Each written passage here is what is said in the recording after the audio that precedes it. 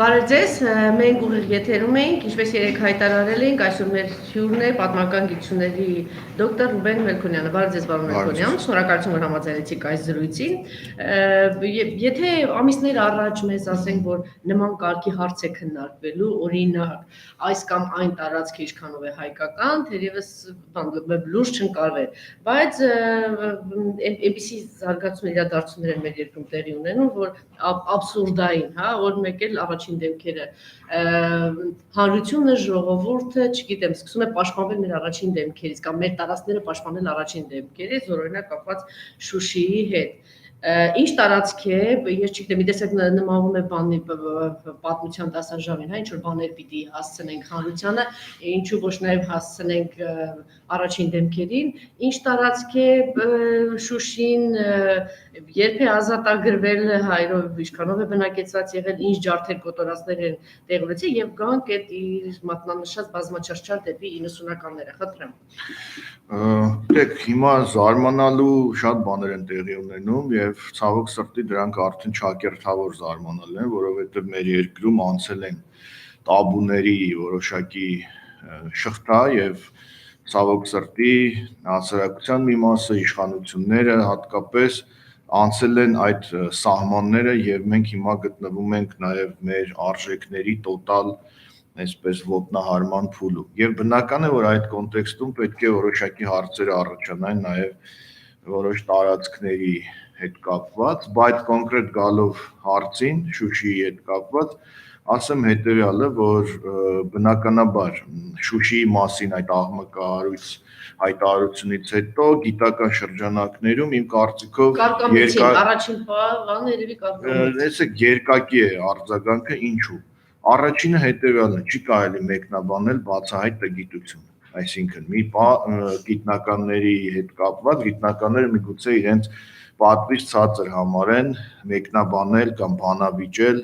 ակնհայտ ուրեմն տգիտությունը ակնհայտ փաստերի խեղաթյուրումը այն որ Շուշին ադրբեջանական քաղաք է բայց երկրորդը որը որոշակիորեն հակասության մեջ է մտնում առաջին հետ դա այն է որ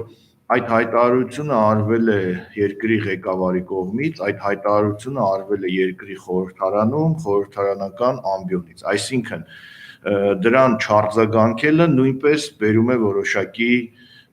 տարընթերցումների տարընկալումներ եւ դրա համար պետք է հստակ ֆիքսել ուրեմն Շուշին ինչպես նաեւ ամբողջ Արցախը բուն հայկական տարածք է հայկական բնորան է եւ քննարկել Շուշին Ադրբեջանը բնակ է եղել, այսինքն ադրբեջանական է եղել, դա չի դիմանում որևէ քննադատության, դա հեռու է պատմական օբյեկտիվությունից, դա հեռու է փաստերի, տրամաբանական շարադրանքի, այսպես մոտեցումներից։ Եվ մյուսը, որ Շուշին ոչ միայն եղել է հայկական կարևոր բնորաններից մեկը, այսինքն հայկական քաղաքներից մեկը, այլև կան բազմաթիվ փաստեր, որ Շուշին, այո, Անդրկովկասի կրթական կենտրոններից մեկն է եղել, ես ձեզ ասեմ, մենք մի խումբ արևելագետներով որոշակի հետազոտություն էինք անում Շուշի հետ կապված անցած տարի եւ նաեւ ի հայտ եկան փաստեր, որ Շուշիում ձևավորվել է նաեւ հայկական կրթական որոշակի սկզբունքներ, այսինքն կրթական ազգային կրթական սկզբունքների կարելի ասել դարբնոց է եղել Շուշին, որտեղից նաեւ ծավալվել է հայկական տարբեր կրթօջախներում այդ սկզբունքները, այսինքն խոսել այդ մասին Շուշիի պատկանության հարցը վերցնել կասկածի տակ, դա բացահայտ փաստերի խեղաթյուրում է։ Երկրորդ այս հարցի, եթե կարելի ասել, քաղաքական ենթատեքստը, թե ինչու է արվում նման հայտարարություններ։ Գիտեք, այստեղ մենք նույնպես բախվում ենք պատասխանատվության զգացողության պակասի հետ։ Պարոն Մելքոնյան, ինչեւ այդ հարցին անցնել, ես խնդրեի դուք թվային բանով ներկայացնել, որ 20 թվակ ճիշտ կարծեմ 100 տարի առաջ այդտեղ տեղի ունեցել ջար։ Այսինքն այս ներկայացեք ինչքան դրանք ակնհայտ փաստեր են, նույնիսկ մարտահամարի տվյալները դրված է, որ Շուշին 19-րդ դարում մեծամասնությունը բնակչության եղել են հայեր, բնական է, որ հայ թաթարական բախումների ժամանակ Արցախում հայերի ցեղասպանության ժամանակ, ինչպես այլ բնակավայրերի, այնպես էլ Շուշիի բնակչությունը եղել է թիրախում։ Շուշիի բնակչությունը ենթարկվել է ցեղասպանությունների, Շուշիի բնակչությանը պարտադրվել է արտագաղթ, բայց դա չի նշանակում, որ Շուշին կորցրել է իր հայկական դիմանկարը։ Նույնպիսի արտագաղթ, նույնպիսի ցեղասպանություններ իրականացվել են Վանի հայության դեմ, Մուշի հայության դեմ, այլ տեղերի հայության դեմ, բայց դա չի նշանակում, որ մենք կամ որևէ հայ բարձրաստիճան պաշտոնյա երբևէ վիճարկել է Վանի հայկական պատկանելությունը, մանավանդ օրինակ Վանում ապրում է քրդական բնակչություն կամ 10-րդ դարի ինչ-որ մի հատվածում կարող է քրդական բնակչությունը կազմել է մեծամասնություն ցեղասպանությունների եւ այլնի հետևանքով։ Սա ուզում ասել, սա այլ խնդիր է, սա այլ հարթություն է եւ չի կարող պետական պաշտոնյան նման անլրջությամբ մոտենալ այդ հարցերին։ Մանավանդ դա խիստ զգայուն հարց է եւ ազգային ժողովի ամբիոնից խոսել գիտելիքների նման ցածր պաշարով այդպիսի զգայուն հարցերի մասին, դա անթույլատրելի է, դա մեծ հարված է առաջին հերթին մեր ազգային ինքնասիրությանը եւ հարված է նաեւ մեր պետականությանը, ինչու ոչ նաեւ մեր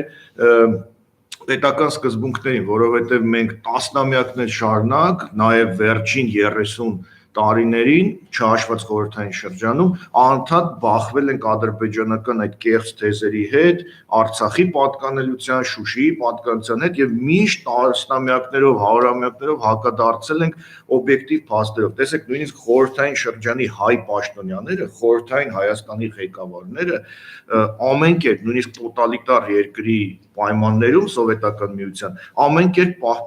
պաշտպանել են Արցախի, այդ թվում եւ Շուշիի հայկական պատկանելության մասին թեզը օբյեկտիվ նաեւ գիտական փաստերի վրա հենված։ Միանշանակ, ընդ որում տեսեք նաեւ եղել է համագործակցություն սովետական Հայաստանի պետական պաշտոնյաների եւ գիտնականների հետ, որպեսզի սովետական Հայաստանի պաշտոնյաները նման տգետ հայտարարություններ հանկարծ որևէ ամբիոնում չանեն։ Դա սովետական շրջան, բայց անկախ Հայաստանում մենք տեսնում ենք այսպիսի իրավիճակ։ Երկրորդ ամեն դեպքում սա կարևոր փաստ է, ես ուզում եմ շեշտել, որ տեսեք, այնինչ հնչում է ազգային ժողովում, հնչել է այդ դա ճիշտ է, ճիշտ համընկնում է, համապատասխանում է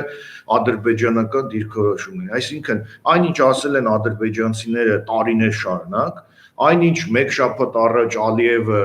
իր տիկնոջ հետ Շուշիում թեյեր խմում եւ հայտարարում էր, այդ նույնը մենք տեսնում ենք ազգային ժողովում եւ ավելի ասեմ, մի փոքր ավելի իրավական քաղաքական խնդիր։ Կա այսպես կոչված թյուրքական խորհուրդ կազմակերպություն, որում ընդգրկված են թյուրքալեզու մի շարք պետություններ՝ Թուրքիա, Ադրբեջան, Ուզբեկստան, Ղազախստան եւ այլն եւ այլն։ Եվ ընդամենը օրեր առաջ այդ կազմակերպությունը որոշել էր Շուշին 2022 թվականին հայտարարել թյուրքական աշխարհի մշակութային մայրաքաղաք։ Հիմա այդ նույն նրանց առաջարկը փաստորեն ազգային ժողովում առաջ գալի, ասում է դուք ճիշտ եք։ Ազգային ժողովում այո, ըստ էության աջակցություն է ստանում, ընդ որում աջակցություն է ստանում նաև իշխող ֆրակցիայի լուր համաձայնությամբ, միաձայն համաձայնությամբ։ Ես այստեղ մի շեշտադրում եմ ուզում անել, իշխող կուսակցության մեջ կամ իշխող խմբակցության մեջ կան նաև պատմաբաններ, նրանց անունները նույնիսկ նշվում են։ Ես ուզում եմ հասկանալ, արդյոք բոլորը միակարծիք են իրենց թիմի առաջնորդի տեսակետի հետ։ Արդյոք այդ 83-ը կամ 84-ը, չգիտեմ քանի հոգի են, համաձայն են, որ Շուշին 90%-անոց բնակչություն է եղել ադրբեջանցիներ, ուստի Շուշին ադրբեջանական քաղաք։ Առիթ չեմ ունեցել, առաջին այնքան աբսուրդային է, որ հարց չեք համարում։ Առիթ չեմ ունեցել, առաջին իսկ առիթի դեպքում ճիշտն ասած այդ անձանց հետ ես շատ հարաբերություններ չունեմ էլ, նաև գաղափարախոսական առումով, բայց առաջին իսկ առիթի դեպքում հարցնելու եմ, որովհետև այդ լուր համաձայնությունը, որ իրենք փաստորեն ցույց են տալիս կամ դրսևորում են, խոսում է, որ այդ թիմում նաև բազմակարծությունը իրենց հռչակած որպես արժեք չկա եւ անդադ մենք այս վերջին շրջանում անդադ հիշվում է Ջորջ Օրվելի Անասնաֆերմը, գիրքը, բայց այս պարագայում մենք նույն հեղինակի, նույն դասականի Օրվելի մյուս գիրքը պետք է հիշենք 1984-ը, երբ խոսվում է բռնատիրության մասին եւ անդադ ասում է, որ մեծ եղբայրը, այսինքն այդ թիմի լիդերը միշտ ճիշտ է։ Հիմա ստացվում է, որ այս թիմի լիդերն էլ միշտ ճիշտ է, Փաշինյանը միշտ ճիշտ է,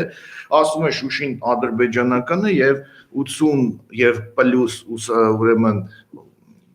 падգամավորները չեն որևէ այսպես հակապաստակ տեսեք, մի քանի կարծիք կա, ինչու է նման կարգի հայտարարություններ անում, հա, նախ ինքը դե մեղքի մեծ զգացում ունի, դե մորթ է, չգիտեմ, ջարդ է, ցեղասպանություն է, 10,000 երիտասարդներ են եւ այլն հայրենիք է հանձնել եւ ամեն կերպ փորձում է արդարացնել սա։ Մեկ այս կարծիքը կա, հա։ Մյուս կարծիքը օրինակ երեք տիկին Լարիսա Ալավերդյանը այստեղ էր, ասում է զարմանալու ոչինչ չկա, որտեղ իրականում ինքը եւ դրա գաղափարակին է եւ դրա հոգեկերտվածքի հա կրողն է եւ արժե համակարգի կրողն է, այդ մարդուն խորթ է այդ ամեն ինչը։ Հայկական ամեն ինչը խորթ է եւ Հայաստան, Թուրքիա, չգիտեմ, Հայաստան, Ադրբեջան, ինչ որ մի հատ գլոբալիստական կամ անհասկանալի մի տեսակ է որակ է, որի հիմքերը ինչու ոչ նաեւ 90-ական ինչ որ ընդհանրություն կան նաեւ հա Լևոն Տեր-Պետրոսյանական ՀՀՇ-ական բանի հետ։ Որն է ձեր կարծիքով եւ ինչու է այսպիսի դրսեւորումներ ստանում։ Տեսեք, ես մի կողմից չեմ ուզում ամեղության կանխավարկածը որևէ մեկի ոտնահարել, բայց այսքան պատահականություններ վերջին 2.5-3 տարվա ընթացքում, այսքան թուրքահաճո հայացքներ, այսքան հակահայկական արարքներ, տարբեր ոլորտներում, դա կլինի կրթական համակարգում, դա կլինի այլ համակարգում, չի հրաժարվում։ Այո։ Այս պատերազմից հետո էլ ասեց մենք այդ չափորոշիչները պատմության հետ կապված իրականացնելու ենք։ Այդ ամենը ճիշտ ասած տպավորություն է թողնում, որ սա մշակված, ավելի շատ մշակված մի գործընթաց է, քան թե պատահականությունների շղթա, որովհետև սիստեմատիկ կերպով հարվածում են մեր ազգային, մեր պետական կարևոր ինստիտուտներին, դրանց հիմքերին։ Եվ այս վերջին հայտարարությունը նման օրինակներից մեկն է։ Գիտեք, զսպող որոշ մեխանիզմներ պետք է լինի, որ պետության ղեկավարը պետական ամենակարևոր ամբիոնից ինքը իրեն այսպես ինքնագրաքննություն անի եւ հասկանա թե ինչ կարելի ասել ու ինչ չի կարելի ասել։ Եթե դա չի հասկանում,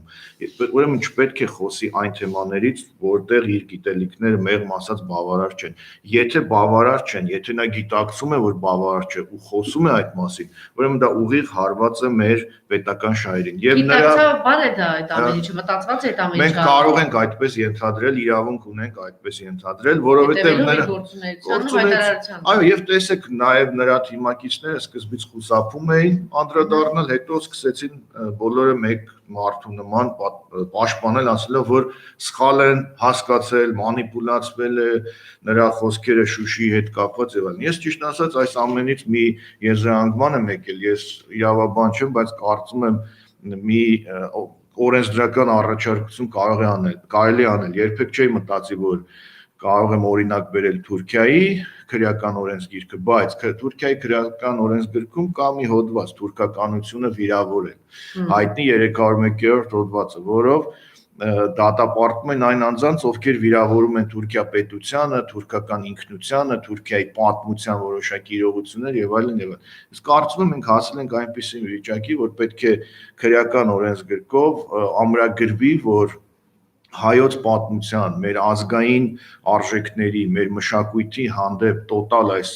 վիրավորանքները պետք է պատժվեն քրեորեն եւ պետք է արգելվի հատկապես պետական պաշտոնյաներին բարձր ամբիոններից խոսել այնպիսի թեմաների մասին, որոնք ուղիղ վիրավորանք են մեր համազգային ինքնությանը, մեր պետականությանը եւ մեր ազգային արժեքներին։ Ես կարծում եմ, այո, մենք ողբերգական ժամանակներ ենք ապրում եւ նման այսպես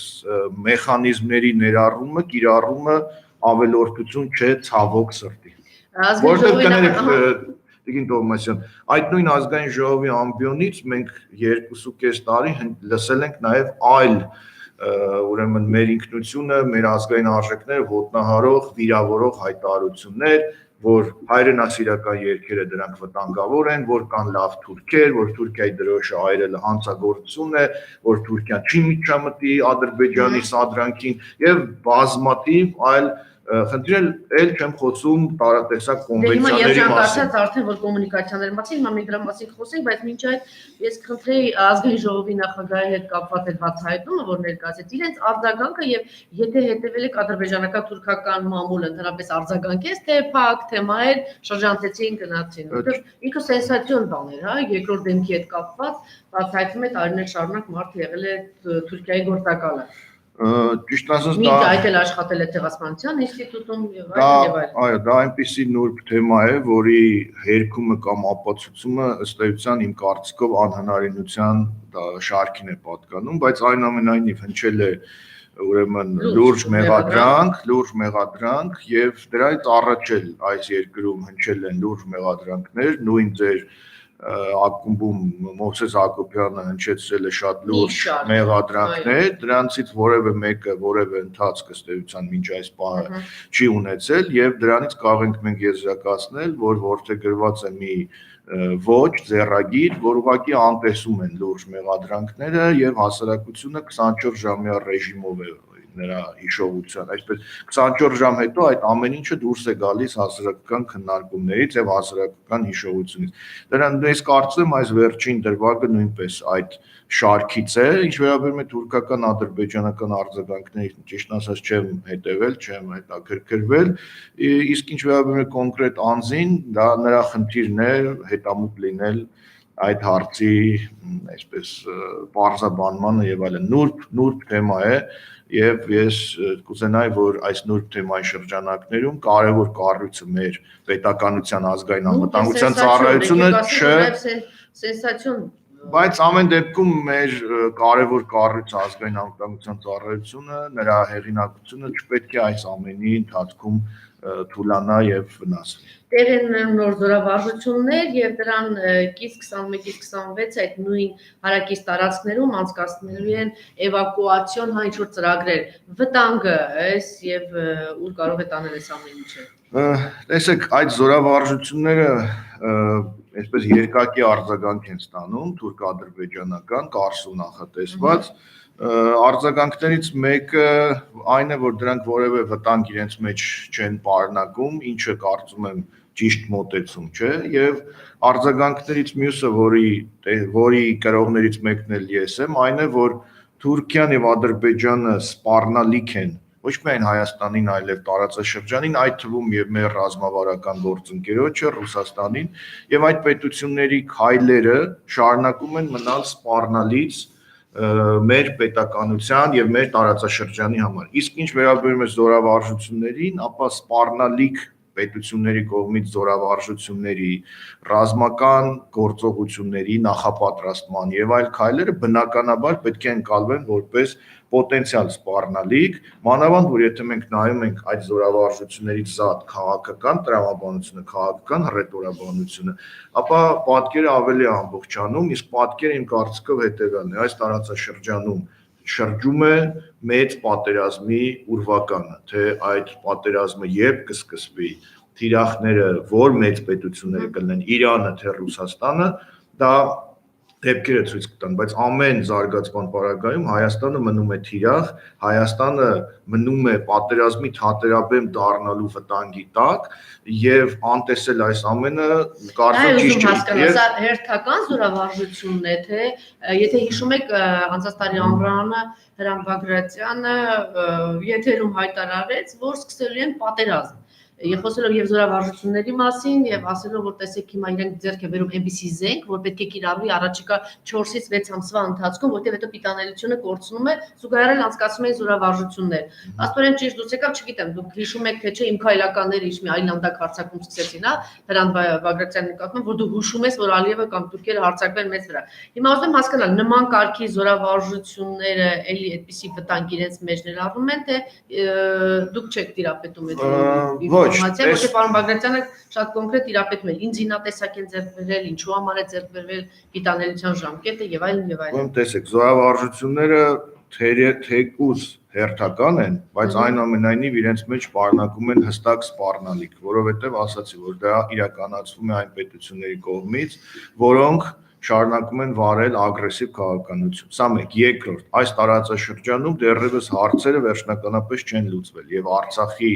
օկուպացիան, մի հատվածի օկուպացիան դեռևս ամբողջ պատերազմական մեծ պատերազմական պլանի ավարտը չէ։ Այստեղից մենք կարող ենք ենթադրել,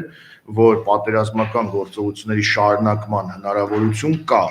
շարունակման նկատի ունեմ այս տարածաշրջանում։ Եվ նաեւ եկեք չմոռանանք, որ դրան զուգահեռ տեղ են ունենում քաղաքական որոշակի process-ներ, ձեր ասած կոմունիկացիաների ապաշրջափակումը նաև այդ մեծ օպերայի մասն է կազմում եւ բնականաբար այստեղ ավելի առաջնային թիրախներ են դառնում Իրանը եւ Ռուսաստանը, բայց երկու պետություններն էլ մեզ համար ունեն կարևոր նշանակություն։ Մեկը մեր դաշնակիցն է, մեկը մեր անմիջական հարևանն է եւ նրանց դեմ որոշակի գործողությունը ենթադրում է, որ Հայաստանը այս կամ այն կերպ հայտնվելու է այդ ամենի թիրախում։ Դրանից բխող տարբեր այլ հետևանքներ։ Տեսեք, մենք առիթ ունեցել ենք դրա մասին խոսելու։ Մեր 3 նախագահներն են եւ առաջին, երկրորդ, երրորդ նախագահն է այս կամ այն կերպ փորձել են Հայաստան-Թուրքիա հարաբերությունները կարգավորել։ Թերևս ամենակատեգորիկ այդ հարցում Ռոբերտ Քոչարյանն էր, որ ասում էր անհամատեղելիության հարց կա, հա, հայաստանցի, ադրբեջանցի, բայց այնուամենայնիվ էլի նախաձեռնողական ինչ-որ բան քայլ կատարել, դուք էլ ինչ-որ ինֆորմացիա բացահայտեցիք, որ լավ չէինք հիշում, հա, դրա մասին։ Հիմա ինչ է փոխվել ըստ ձեզ այս հարաբերությունների մեջ, որ այսպիսի հրճվանքով այսօրվա իշխանությունը ներկայացնում է, որ այս կոմունիկացիաները ինչ կարող են բերել, ինչ դրական բաներ, չգիտեմ, թուրքերն են փոխվել, այս հարաբերություններում է ինչ որ բան փոխվել, թե Թուրքիայի նկարտումները շարունակում են մնալ նույնը ուղղակի մենք, այսպես ասեմ, ռոմանտիզմի կամ, չգիտեմ, պրիմիտիվիզմի կամ գուցե ինչու ոչ այս թուրքական գործակալության այդ բանը տիրույթում լինելով ենք, հա, այսպես այո հարցերին։ Ուրեմն առաջինը, ինչ ուզում եմ նշել, որ Հայաստանը այո Թուրքիայի հետ միշտ էլ հայտարարել է, որ պատրաստ է հարաբերություններ հաստատելու առանց նախապայմանների, բայց այդ հայտարարությունները եւ այդ պատրաստակամությունը հենված է եղել արժանապատվության վրա եւ հենված է եղել դիվանագիտական երկարատև բանակցությունների, process-ների վրա։ Այսինքն այն ինչին մենք ձգտում ենք հասնել Հայաստան-Թուրքիա հարաբերությունների կարգավորում, դա ենթադրում էր դիվանագիտական աշխատանք, դա ենթադրում էր երկու երկրների փոխադարձ շահի հիման վրա ինչ որ մի հանգրվանի հասնել։ Դա եղել է այո եւ առաջին եւ երկրորդ եւ երրորդ նախագահների պարագայում։ Այնինչ հիմա է տեղի ունենում, դա ոչ թե դիվանագիտական ջանքերի արդյունք է, դա ոչ թե երկարատև process-ի տրամաբանական հանգուցալուծում է, այլ դա փաթեթավորված, դրական փաթեթավորված սպառնալիք է Հայաստանի համար, դա մեր արժև ծառացած նոր վտանգ է, Թուրքիայի կողմից հրապարակ նետված նոր սպառնալիք է եւ եթե մի քիչ պատկերավոր ասեմ, սա երեխայի ծնունդ է, որը եղել է բռնաբարության արդյունքում, այսինքն Արցախի օկուպացիայի հետևանքով ագրեսոր մեկ այլ պետություն Թուրքիան հիմա էլ առաջարկում է մեկ այլ սպառնալիք, մեկ այլ այսպես կոչված հնարավորություն, ուրեմն սահմանների բացում, տարբեր ճանապարհների, կոմունիկացիաների ապաշրջափակում եւ այլն եւ այլն։ Սա ինքնին սպառնալիք է, ինչու՞, որովհետեւ զուգահեռ գերիները շարունակում են մնալ, վերցում են նոր գերիներ։ Այո, որովհետեւ 3 հանգամանք կա։ Սա հենված չի մեր արժանապատվության վրա պետական, այսինքն մենք չենք կարողանում բանակցել, որ գիտեք, գերիներին վերադարձրեք, այս հարցերը լուծեք, նոր մենք սկսենք բանակցել։ Երկրորդ, սա ինչպես ասացի, բնական process-ի արդյունք չէ, դիվանագիտական process-ի արդյունք չէ, այլ կապիտուլյացիոն ռեժիմի շարունակությունը եւ մեզ հրամցվել է նոր իրողություն։ Մենք պետք է համակերպվենք այս ճակերտավոր հնարավորության հետ սահմանները բացելու եւ մեր պետությանն ու մեր հասարակությանը պատրաստենք շատ արագ դրան եւ երրորդ, որ սա ձեր նշած պետության, այսինքն Թուրքիայի կողմից ոչ թե բարի կամքի դրսևորում է, ոչ թե իր քաղաքականության փոփոխություն է, ոչ թե Հայաստանի հանդեպ նրա տրամադրվածության փոփոխություն է, այլ նույն ճշտամական քաղաքականությունն է, այլ փաթեթավորմամբ։ Եթե այսպես ձևակերպենք միջազգային տերմինով, soft power-ի, այսինքն փափուկ ուժի միջոցով Հայաստանի դեմ ճշտամական քաղաքականության շարունակությունը, իսկ դրա վտանգները կարող են լինել տնտեսական, կարող են լինել իրավական, կարող են լինել գյուղատնտեսական եւ այլն եւ այլն։ Այսինքն սա իր հերթին բերում է մի մեծ փաթեթ վտանգների կամ արկղ բացում է վտանգների մի արկղ մեր համար, մեր պետության համար, որին մենք պատրաստ չենք։ Իսկ այն հարցը, թե ինչու է իշխանական քարոզչամեքենան կամ իշխանությունները դա ներկայացնում բացառապես դրական լույսի ներքո, կարելի է պատասխանել մեկ բառով՝ դա ինքնախապեյություն է, փորձում են իշխանությունները, եթե ծրագիր է, ապա դա այն մեծ ծրագրի մի մասն է կազմում, մյուսը ինքնախապեյություն է, իրենք փորձում են տեսնել այն, ինչ չկա, փորձում են տեսնել այն դրականը, ինչ չկա։ Մեկ այլ վտանգավոր բան հա Պակիստանի, Ադրբեջանի եւ Թուրքիայի արտգործնախարարները 10-13 օր առաջ հանդիպեցին եւ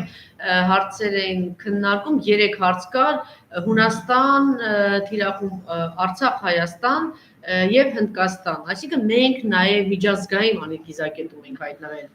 Տեսեք, Հայաստանի հանդեպ տոտալ բացասական քաղաքականություն, այսինքն թշնամական քաղաքականությունը Թուրքիա եւ Ադրբեջանի կողմից շարունակվում է եւ դա չի ճանաչում որևէ միջազգային հարթակ, այսինքն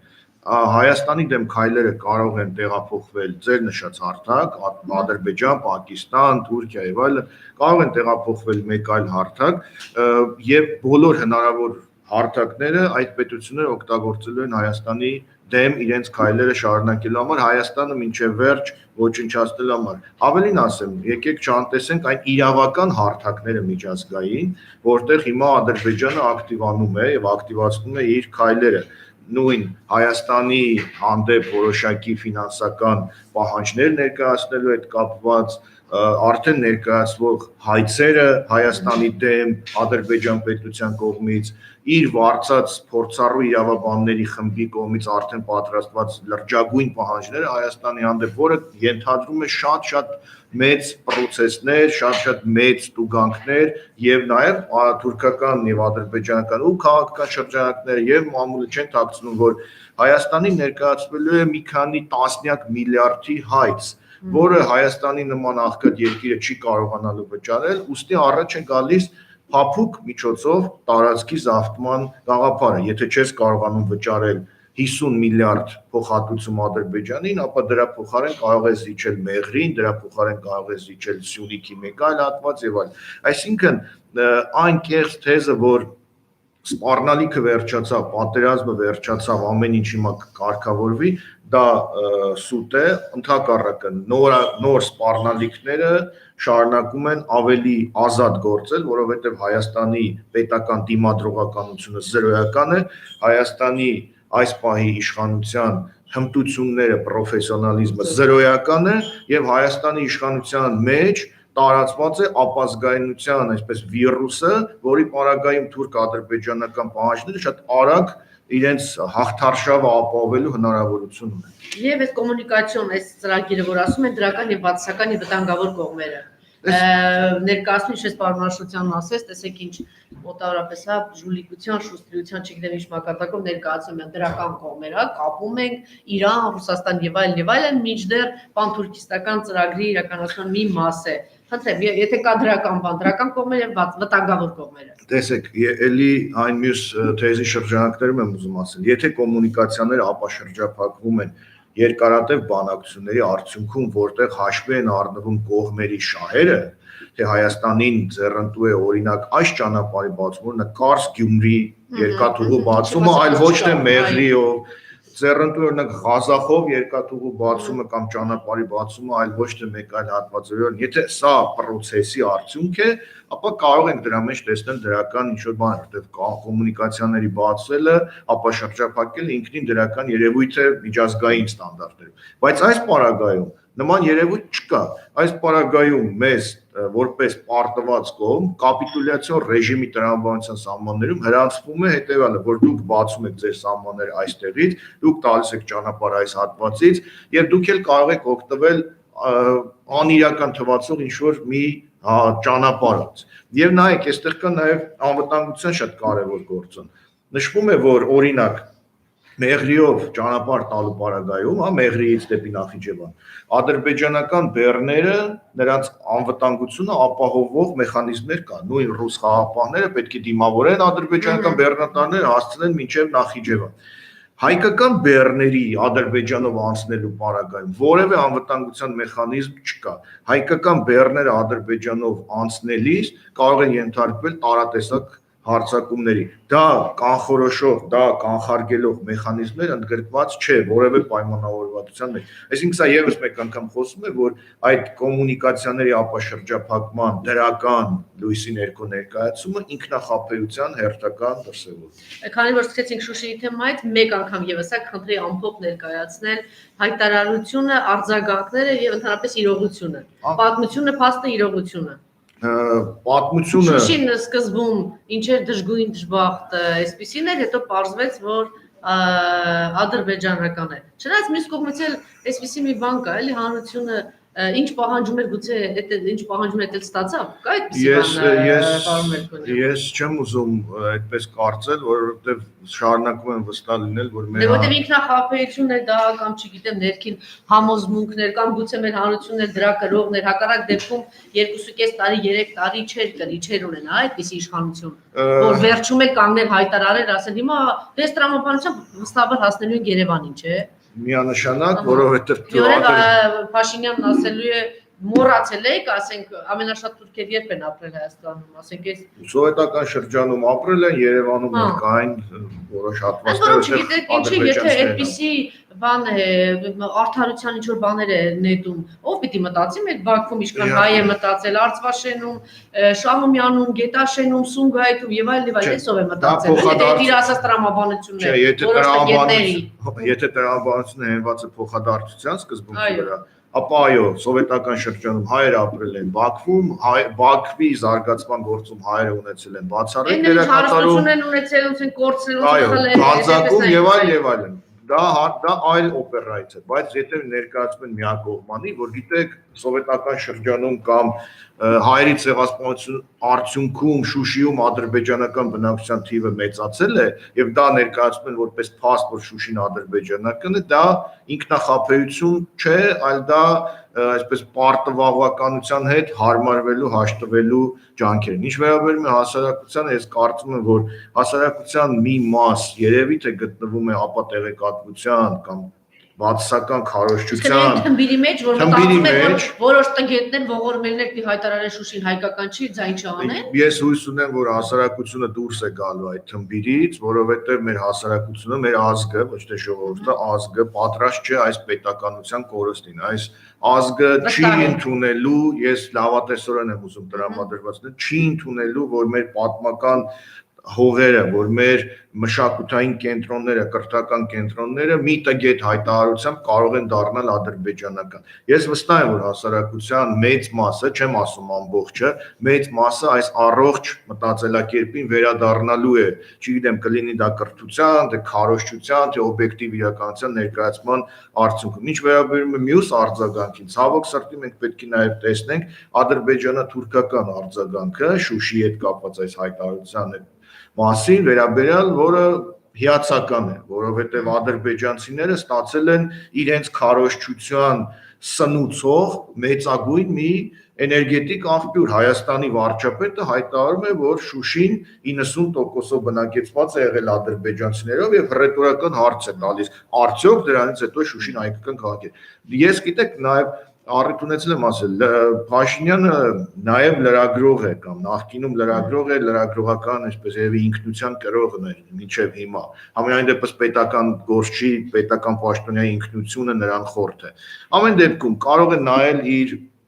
լրագրողական տեսանկյունից ադրբեջանական մամուլը տեսնի իր հայտարարության արձագանքները եւ ինքը փորձի ինքը իրեն հիացական արձագանքներ, որ հայերը խոստովանում են հայերը, որ Շուշին օկուպացված է եղել, որ Շուշին բուն ադրբեջանական տարածք է։ Թող ինքը նայի այդ մամուլին, ինքը նայի Ադրբեջանի պետական արձագանքները եւ ինքը իրեն գնահատական տա, թող չլսի իրեն քննադատողներին, թող ինքը իրեն հայելու առաջ գնահատական տա, թե իր հայտարարությունը արդյոք ինչքանով է նպաստել Հայաստան պետության շահերին եւ գոնե խոստովանի, որ մեծագույն սխալ ու հանցանք է։ Քանի որ դուք հետևում եք իրենց մամուլին, իրենք համարում են, որ Նիկոլ Փաշինյանը իրենց համար նվեր է, որտեղ նաեւ տեսակետ կա, որ իրենք շատ վախենում են, որ հանկարծ նախկինները չվերադառնան, ասենք, նույն Ալիևն էլ վախ ունի, որ հանկարծ նախկին երկու նախագահները չվերադառնան, նորից ինչ որ բաներ, այլ հարթություն գնալ եւ լավ, սա ասի։ Տեսականորեն այսպես ասեմ, Ադրբեջանում կան այն վախերը, որը մենք չգիտեմ, այստեղ ձևակերպում են հայկական ռևանշիզմ, ես դա եթե ռևանշիզմ է, ապա միայն դրական տոնայնությամբ եմ ես համարում դա ռևանշիզմ, այսինքն այն, որ հայ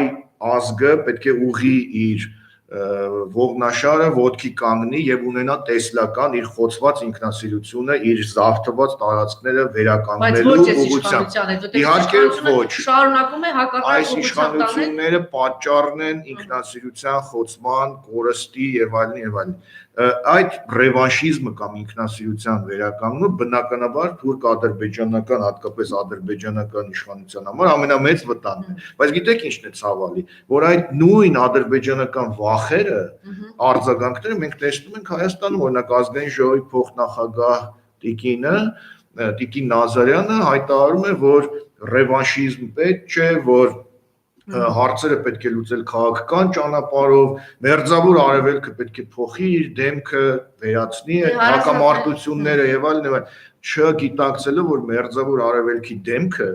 ձևավորվում է լիովին այլ իրողությունների արդյունքում, որտեղ գերակա է ուժը, որտեղ գերակա է ինքնասիրությունը, արժանապատվությունը։ Եվ այո, Ադրբեջանում կա վախ այն գործիչներից ընդհանուր առմամբ այդ ռևանշիվան այդ վախը շարունակում է հանրության մեջ մնալ, որ սա կարճաժամկետ է եւ ասենք կհեռացնեն Նիկոլ Փաշինյանին եւ բնականաբար կա այդ վախը, նույնիսկ կարող եք նայել Ալիևի հայտարարությունները, որ ասում է չփորձեք հայկական բանակը վերականգնել, եւ Ալիևն էլ ի վերջո տխմար, տգետ, պրիմիտիվ մտածողության կրող է եւ ասում է այսպես ցույց է տալիս այն վախերը, որ կա իրենց հոգու խորքում, չփորձեք վերականգնել հայկական բանակը, բանակ, որը իր համար հավաքական թշնամու թիրախ է եւ չփորձեք ռևանշի քայլեր անել։ Սա Ադրբեջանի համար թիվ 1, այսպես ասած, թիրախն է։ Եվ եթե մեզ մոտ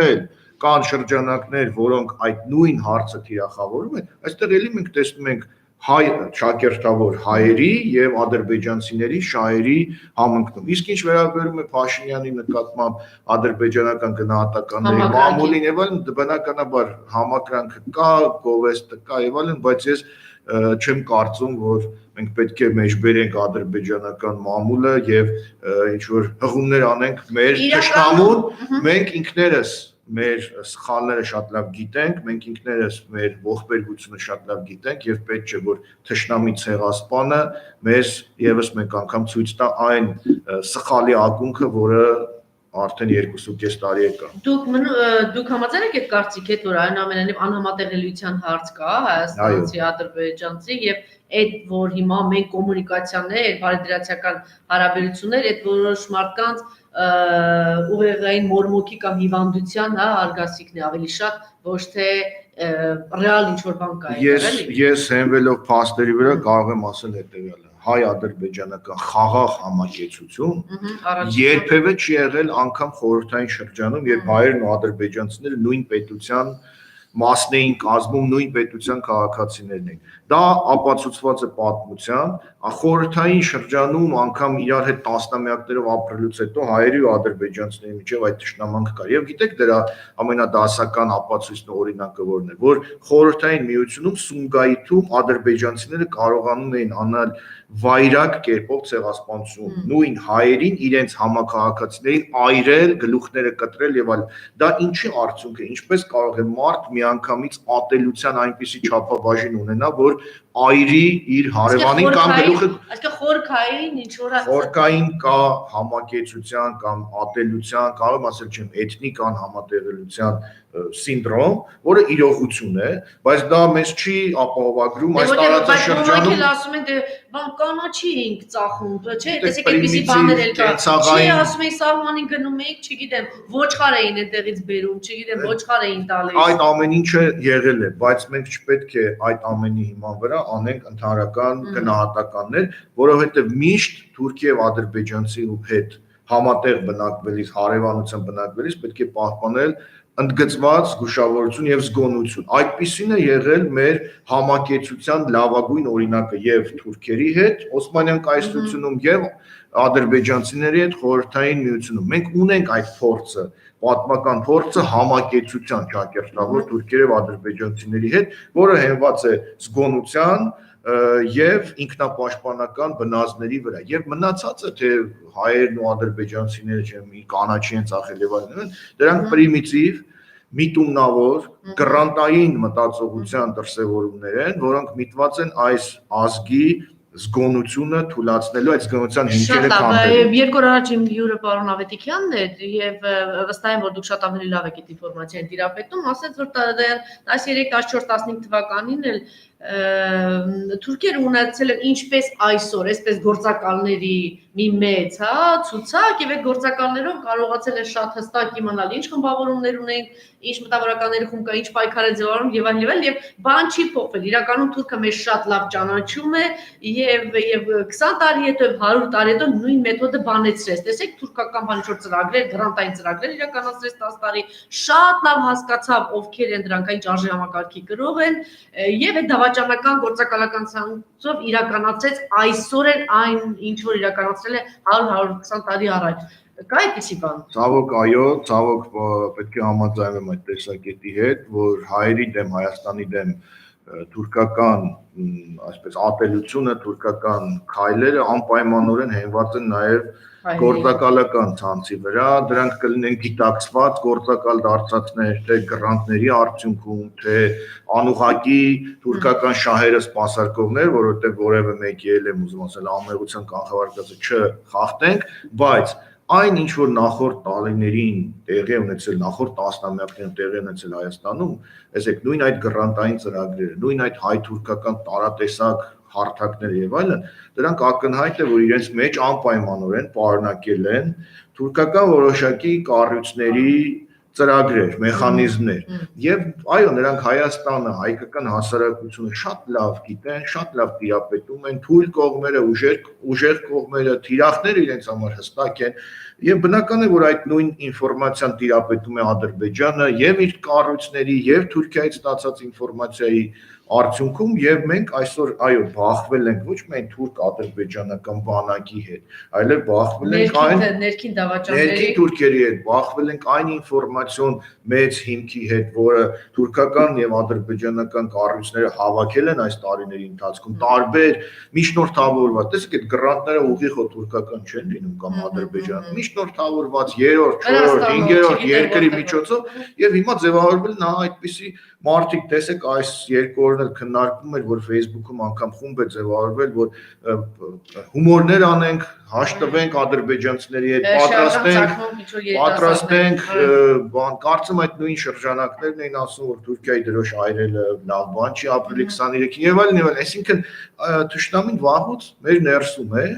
եւ հավաքել էր այն բոլոր հնարավոր, այսպես հիմքերը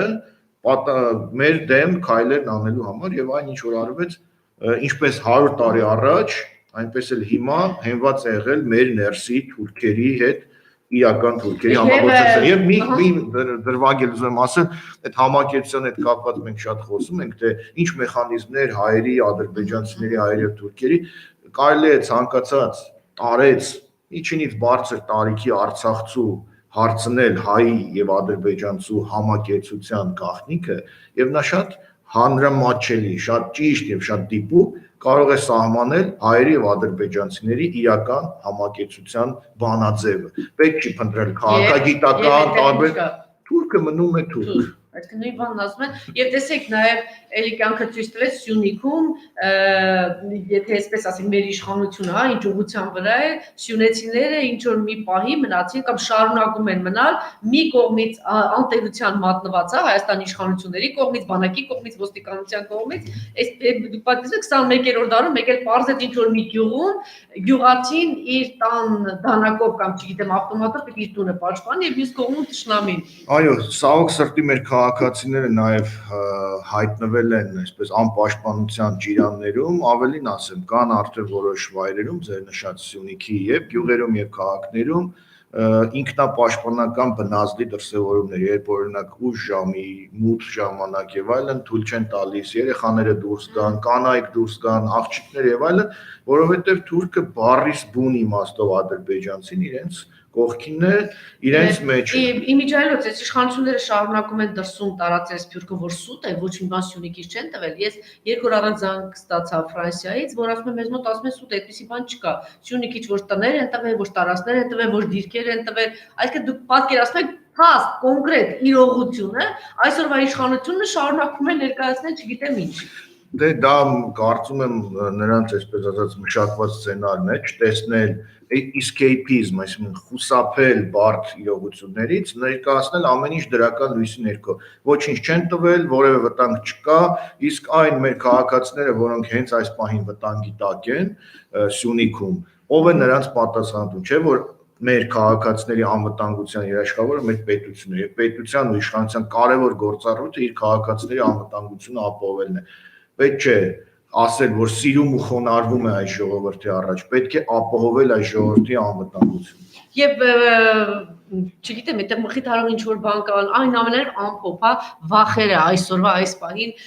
թուրք ադրբեջանցի հանրության եւ ադրբեջանական իշխանության ինչպիսի վախի դրսևորումները շարունակում մնալ, թե պետ աշխարհով մեկ հոխորտում են, հաղթել ենք, վերցրել ենք Շուշիում գնացինք, չգիտեմ, թե խվեցինք Ալիևյան ընտանիքը ինչի տակ է շարունակում մնալ եւ Ադրբեջանի հանրությունը ինչ հիշողության տակ են իրենք։ Մեծ հաշվով տեսեք իրենք էլ, չէ՞, կոտորած եւ Բաքվում, Սումգայիթում, տարբեր տեղեր, բայց այդ վախը կար, ինչ վախերի տակ են իրենք։ Ամեն դեպքում այդ հոխորտանքը ինքը վախի մի դրսևորում է, որովհետև վախեցողը ամենաբարձրն է գոռում, ադրբեջանական հասարակությունը եւ քաղաքական իշխանությունը տարիներ շարունակ եղել են այդ կոմպլեքսի, այդ բարդույթի կրողը, որ իրենք պարտված են Հայաստանից, հայ ժողովրդից, այդ բարդույթը միանգամից դուրս չի եկել նրանց մեջ եւ տեսեք անգամ սիմվոլիկ Մոնթե Մելքոնյանի նկարը, հուշարձանը եւ այլն շարունակում են մնալ իրենց համար ատելության թիրախներ, չէ՞, բազմաթիվ նման վիդեոներ կան, որ օկուպացված տարածքներում, չգիտեմ, Մոնթե Մելքոնյանի նկարն են ճղում, արձանն են քանդում եւ այլն, այսինքն դեռ շարունակում են մնալ այդ բարդույթի մեջ եւ ասեմ մի բան հստակ, մի մարդ, որը արևելքը քիչ թե շատ ուսումնասիրում է վերջին 20 տարում, արևելքում գնահատվում է ուժը,